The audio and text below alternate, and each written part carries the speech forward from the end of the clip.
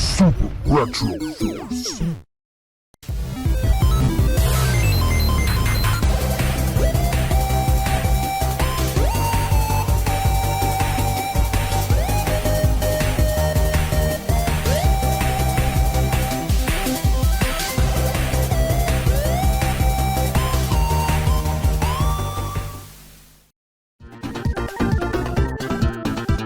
Now, we all know that Sonic can run at the speed of sound and even beyond that.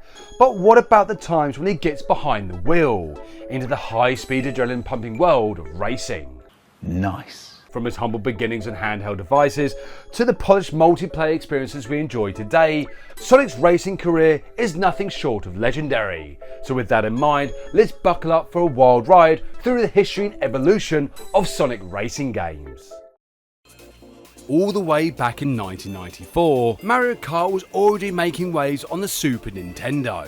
And of course, the infamous Blue Blur was ready to blaze his own trail on the racetracks. And it was with the release of Sonic Drift on the Sega Game Gear that our favourite Blue Hedgehog, as well as Tails, Amy and Dr. Robotnik, would find themselves racing through courses inspired by classic Sonic zones. Despite its simple format, Sonic Drift did capture the essence of Sonic speed. And while for some it may be mediocre at best, it did garner a sequel. What? It was a year later that Sonic Drift 2 hit the scene, adding more challenging tracks as well as expanding the roster of characters. Sonic Drift 2 was about pushing the boundaries of what the Sega Game Gear could achieve. It was a fun game as well as challenging and the perfect experience for gamers on the go. Neat. Fast forward to 1997 and Sonic took his racing career to the Sega Saturn with the cult classic Sonic R. Now, Sonic R did receive mixed reviews, but it's still remembered fondly, especially for the unforgettable soundtrack, with tunes such as Can You Feel the Sunshine and Super Sonic Racing living rent-free inside my head.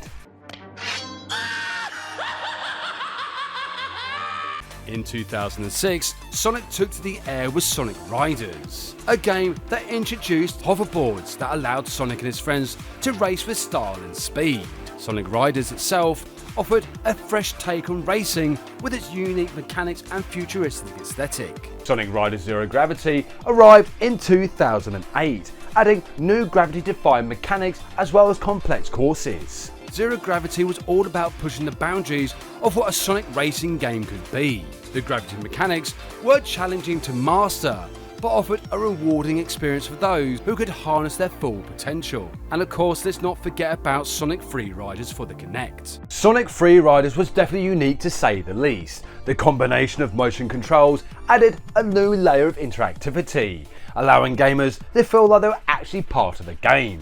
For some, it was a workout in itself, but it was a lot of fun. Oh yeah, it's all coming together. Speeding into 2010, Sonic and Sega All-Stars Racing hit the tracks, bringing together characters from across Sega's rich history. It featured tight controls, a diverse roster of characters, each with their own unique all-star moves. Fast forward to 2019 and Team Sonic Racing graced the world of gaming, adding a certain element of cooperative gameplay.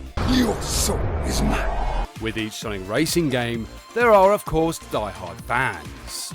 From the handheld days of Sonic Drift to the team-based strategies of Team Sonic Racing, Sonic's journey on the racetrack has been filled with excitement and memorable moments.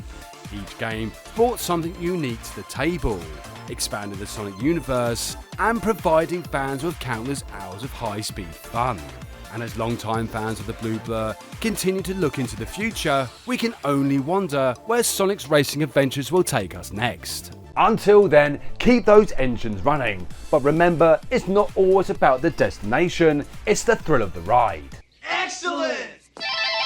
Anyway, come back next time for another Summer of Sonic video, as well as an exclusive over on Super Retro Force. Thank you so much for watching, and see you next game. Super Retro Force.